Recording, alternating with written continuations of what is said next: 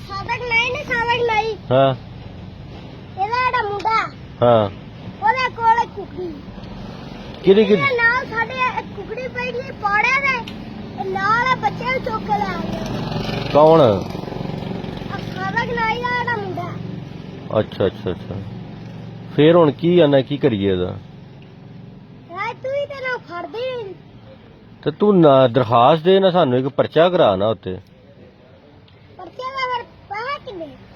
ਪੈਸੇ ਨਹੀਂ ਨਾ ਲੈਂਦੇ ਉਂਝ ਹੀ ਪਰਚਾ ਹੋ ਜਾਂਦਾ ਹੁੰਦਾ।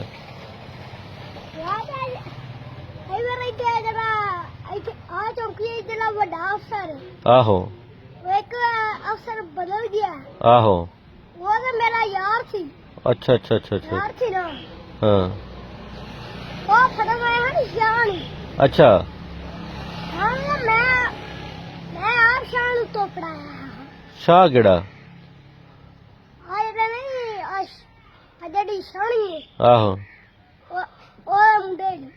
ਕਿਉਂ ਉਹਨੇ ਕੀ ਕੀਤਾ ਸੀ? ਉਹ ਜਿਹੜਾ ਉਹਨੇ ਚੂਚੇ ਚੁੱਕੇ ਅੱਛਾ ਅੱਛਾ ਅੱਛਾ ਅੱਛਾ ਪਿੰਡ ਤੇ ਬੜੇ ਜਾਂ ਚੂਚੇ ਚੁੱਕੇ ਸਹੀ ਹੋ ਗਿਆ। ਨਹੀਂ ਤੇ ਕਿਤੇ ਉਧਰ ਪਾਣੀ ਭਰਨ ਆਏ ਨੂੰ ਤੁਸੀਂ ਹਾਂ ਹਾਂ ਉਦੋਂ ਤੁਹਾਨੂੰ ਮੈਂ ਦੱਸ ਦਿਆਂਗਾ। ਸਹੀ ਹੋ ਗਿਆ।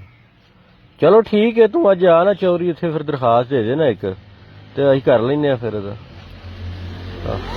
ਠੀਕ ਹੋ ਗਿਆ। ਆ ਤਾਂ ਜਲਦੀ ਹੈ ਨਾ। ਆਹੋ ਤੇ ਠੀਕ ਹੈ ਤੂੰ ਆਈ ਆ ਪਰਚਾ ਕੱਟ ਦਿੰਨੇ ਹੁਣੇ। ਠੀਕ।